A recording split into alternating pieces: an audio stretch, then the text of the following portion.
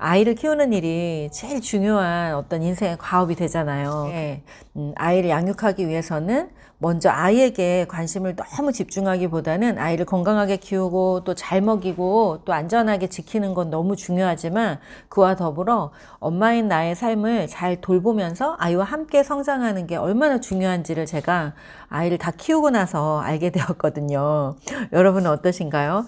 40이 넘어서야 내가 내 삶을 돌아보고 나를 잘 돌보면서 자존감이 높은 엄마로 살아가는 게 정말 중요하구나, 그걸 나중에 알게 됐거든요. 예. 그래서 먼저 엄마가 된 선배로서 지금 아이를 키우고 있는 30대 그리고 40대 그 엄마들에게 엄마로 나를 돌보는 삶이 얼마나 중요한지에 대해서 나누기 위해 이 엄마 마음 성장학교를 지금 유튜브에서 하고 있습니다. 그림자를 건강하게 만드는 가장 중요한 것 중에 하나가 바로 이와 같은 일이에요. 뭐냐면 제가 지금 뭐 하고 있죠? 제 삶에서 경험한 것들, 제가 알아낸 것들, 저의 지혜라고 할 수도 있겠죠. 제가 삶을 통해서 몸으로 경험하고 그리고 삶으로 살아내면서 알게 된 그 지혜를 사람들에게 나누는 여정. 또는 아직 지혜가 안 됐어, 무르익지 않았어, 그러면 그 어떤 삶의 고통이나 아픔이라고 생각했던 것들, 그것을 누군가와 나누는 여정, 이것이 가장 그 강력한 그림자를 치유해서 밝은 빛으로 이렇게 빛을 쏘여서 이것이 정말 지혜로 되는 과정으로 안내하는 그 여정이 바로 이 누군가와 이야기하는 과정이거든요. 그래서 제가 지금 유튜브를 통해서 여러분과 이야기를 하면서 제 삶의 여러 가지 지나온 시간들, 그리고 또 나름대로 지혜라고 생각하고 있는 것들을 나누고, 많이 나누면 나눌수록 그것이 더 이렇게 정제되어서 더 좋은 지혜로 만들어집니다. 그래서 우리 선생님들도 또 다른 곳에 가셔서 또 나누실 때, 또 어머니들과 나눌 때, 또 이 영상 보고 있는 우리 엄마들도 가까운 사람들, 마음이 통하는 사람들과 마음을 나누는 공동체를 만들어서 그림책도 읽으시고 이야기도 하시고 속 얘기도 깊이 나누시면은 아마 그림자에 대한 상처 치료가 훨씬 더 빠르게 그리고 건강한 방식으로 이루어질 거예요. 그리고 더불어 마음이 통하는 좋은 친구도, 인생의 친구들도 만나게 되겠죠. 네. 자, 융은 이런 얘기를 해요. 융이 그림자는 바로 우리가 개성화로 가는 그 첫 번째 단계다, 첫 번째 문이다 라는 얘기를 하거든요. 자, 융 심리학에 대해서 지금 처음 들어보시는 분은 뭔 소리야 이럴 수도 있는데, 마음성장학교의 여정 중에 그림책 심리 코칭 과정이 있어요. 그림책 심리 코칭 과정 중에 우리 선생님들에게 소개한 이제 책이 좀 많이 바뀌었습니다. 초창기에 하신 분들이랑 좀 바뀌었는데, 이게 요번 기수 선생님들이랑 나눈 거예요. 제 책은 흑백인데 우리 선생님들 책은 칼라로 해드렸는데, 융이 이렇게 마음에 대해서 알아가는 여정을 이렇게 제가 도식화로 그려놨는데요. 가장 껍데기, 페르소나, 이 껍데기의 삶을 살고 있다가 사람들에게 보여주는 삶이죠.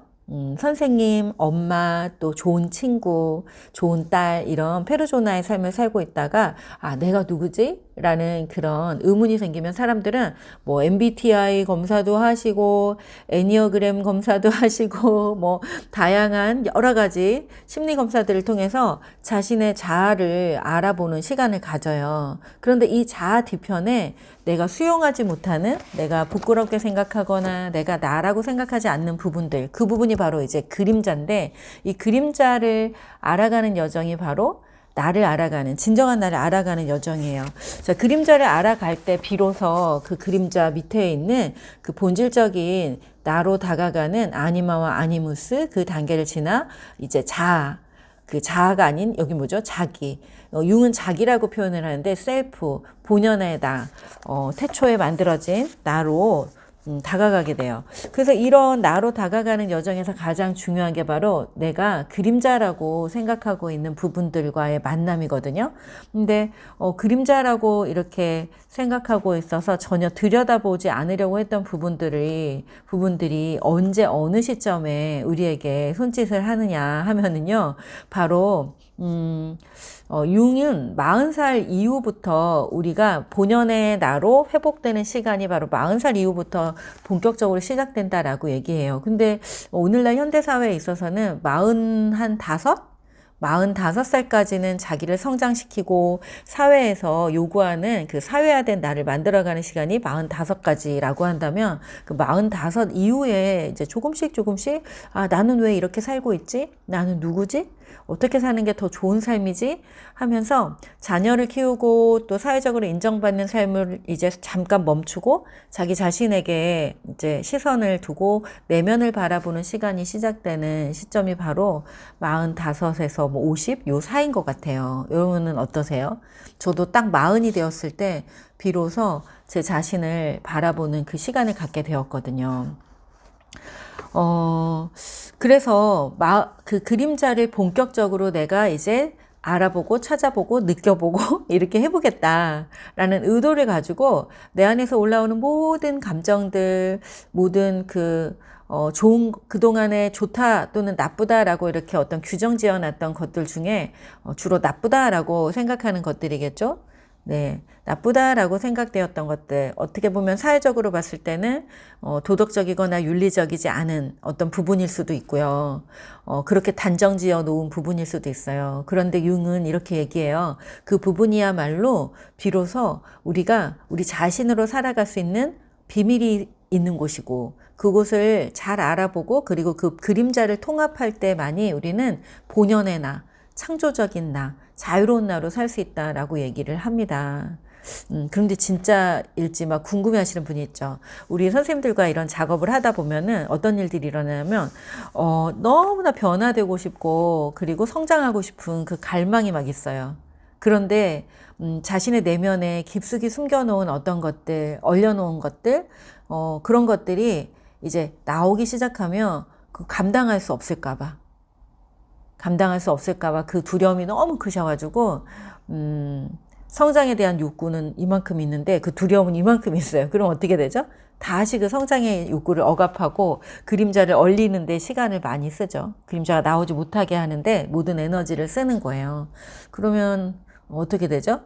그러면 이제 우울이 찾아오죠. 성장도 못하고 그림자를 얼려놓는데 이 많은 에너지를 쓰면 나는 못난이야. 나는 그런 걸 할 수 없어. 내 인생이 뭐 그렇지. 이렇게 되게 돼요.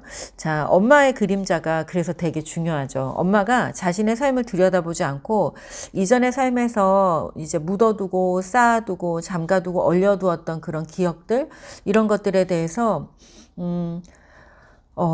부끄러운 것이라고만 치부하고 거기에서 어떤 교훈을 얻는다거나, 사실은 이런 거거든요. 그런 시간이 만약에 있었다면 부끄러운 부모님, 부끄러운 가정의 환경, 또는 너무나 힘겨웠던 어떤 삶의 시간들, 여정들, 사건, 사고들, 또 주변의 사람들, 그런 사람들과의 삶이 있었음에도 불구하고 그 시간을 통과해서 지금 괜찮잖아요. 지금 괜찮잖아요. 그죠? 지금 이렇게 이 강의를 듣는 것만으로도 여러분 괜찮은 거거든요. 안 그러면 막 지금 사투를 벌이는 시간을 또 갖고 있을지도 모르죠. 지금 괜찮잖아요. 어찌됐든 살아있잖아요. 그죠? 살아있다는 건 여러분이 그 시간을 통과해서 생존했다는 이거죠.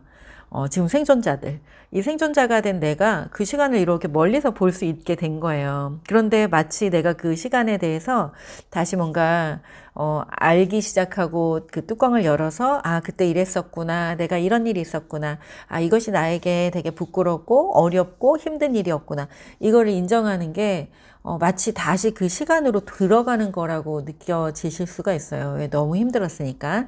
그렇지만 우리에게 그림자가 신호를 보낼 때는, 그림자는요 아무에게나 신호를 보내지 않습니다.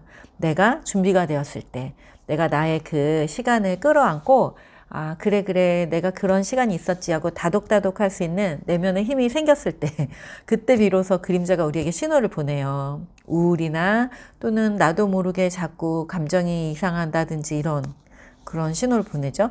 그래서 신호가 왔을 때는 이제 우리는 충분히 자녀도 키웠고 다른 사람들도 잘 돌보고 교육도 하고 뭐 이런 일들을 하고 있잖아요. 여러 가지 사회적인 역할을 담당하고 계시잖아요.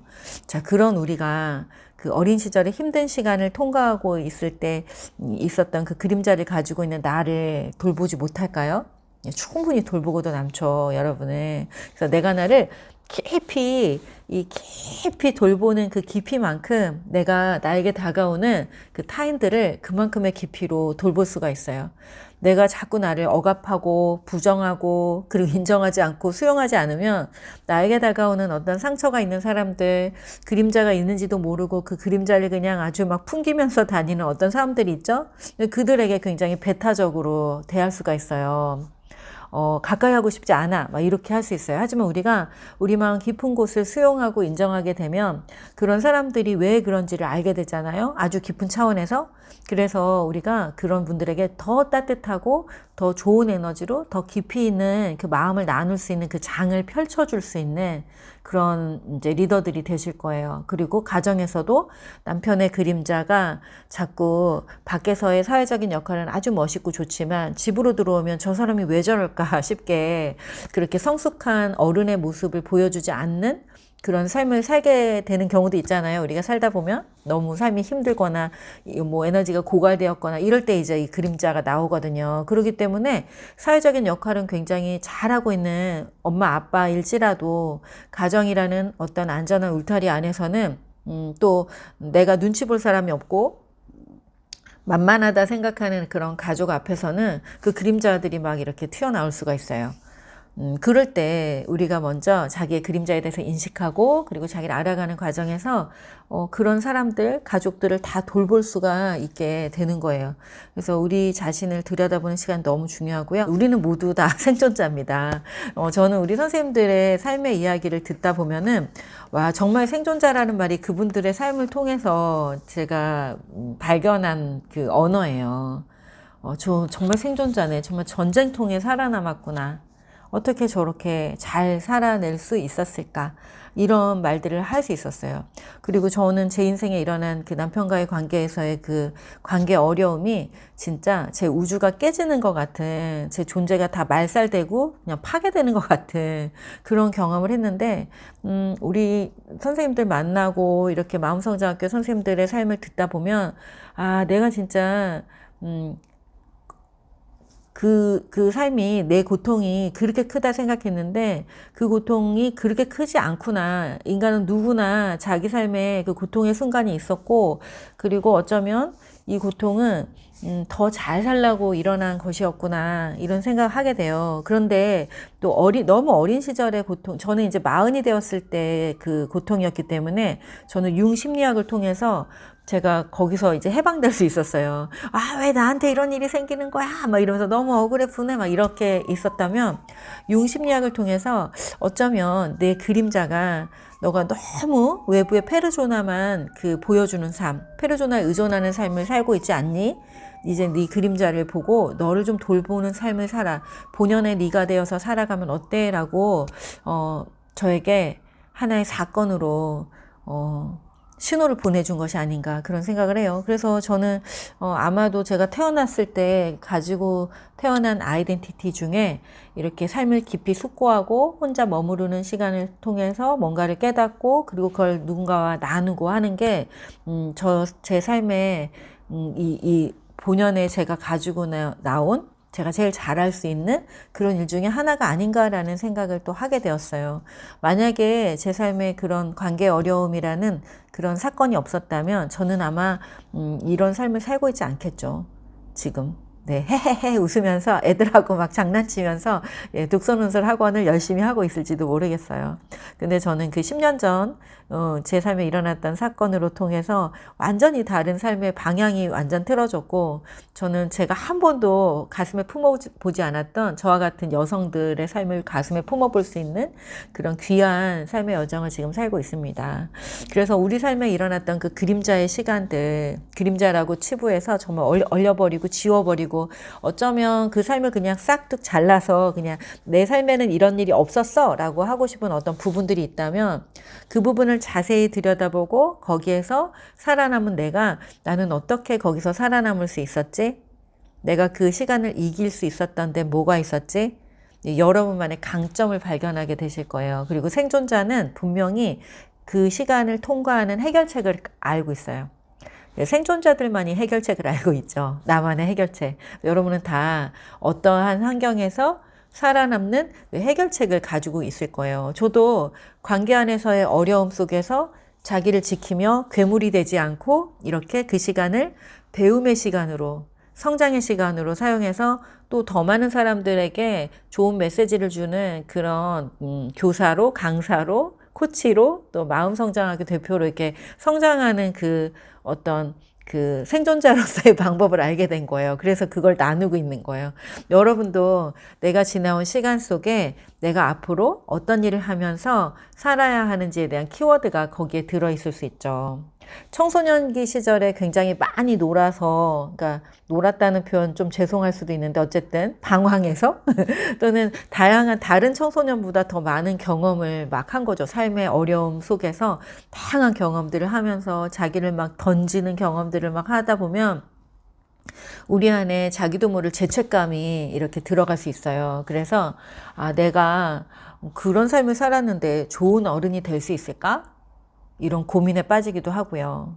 그런데 의외로 그런 분들이 그 청소년 시기를 깊이 들여다보는 시간을 통해서 청소년들의 마음을 너무 잘 알고 너무 깊이 공감하고 그리고 그들과 함께 정말 깊숙이 어우러지는 정말 좋은 선생님들, 정말 좋은 엄마, 정말 좋은 코치, 네, 그런 사람으로 살아가게 돼요. 상담사 이렇게요.